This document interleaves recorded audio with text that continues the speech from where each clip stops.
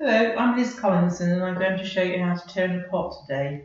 I threw these pots yesterday and they're for a cafe in Lancaster and in the northwest of England, and they've dried really well because it's been nice and sunny for a change.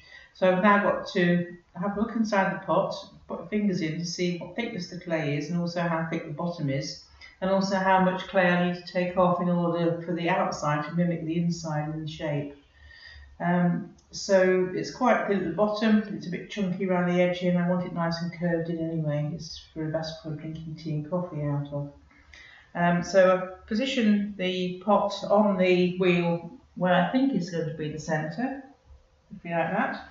And I put my thumb next to the pot, and you can see if I had it off centre like that, you can see if I whiz my pot round, there's a huge gap here so it's not centred. And you need the pot to be centred, obviously, otherwise you'll be chopping away the clay one side, not the other, and end up with a hole.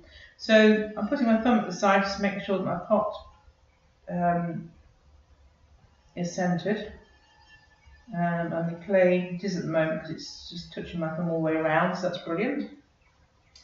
And then put these 3 lugs of clay on to keep the pot in the centre while I turn it. Chopping off the clay, which is called turning. I've been making pots for about 20 years now, and turning is my favourite stage really. So I put my finger on top of the pot so that it doesn't decide to go anywhere else, and I'm just using the tool to cut away the excess clay. When you've got ribbons of clay like this, it means that it's the right density. If it's too dry, you get shards of clay coming off, and if it's too wet, then your tool disappears into your vessel, which is not good. So you can see I'm starting to get a nice rounded shape already. But you've got to bear in mind all the time on how thick your clay is, because if you turn away too much, you get a hole in your pot, and that's ruined really. Well, it's ruined. So I'm wanting this nice rounded shape, and I think I've still got a bit more to take off really, thinking about what the inside looks like. It's just lovely coming up with these lovely round shapes. It's so lovely having a cup of coffee or a tea in a rounded pot. And the restaurant in Lancaster is going to have these pots. They're going to be serving 20 of the finest teas, so it'd be nice to have a lovely cup of tea in a lovely pot, handmade pot. So I'm now just making a well in the centre so I can put my stamp in the centre and also reduce the weight of the pot, because I like pots nice and thin and light. When I'm turning this foot, I have the tool angled towards the centre so that it won't rock at all.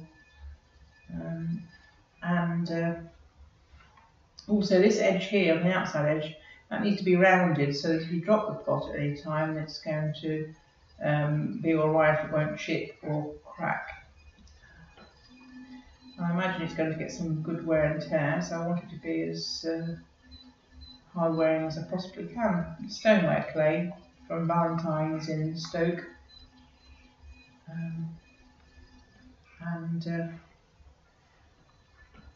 which is where I got my clay from.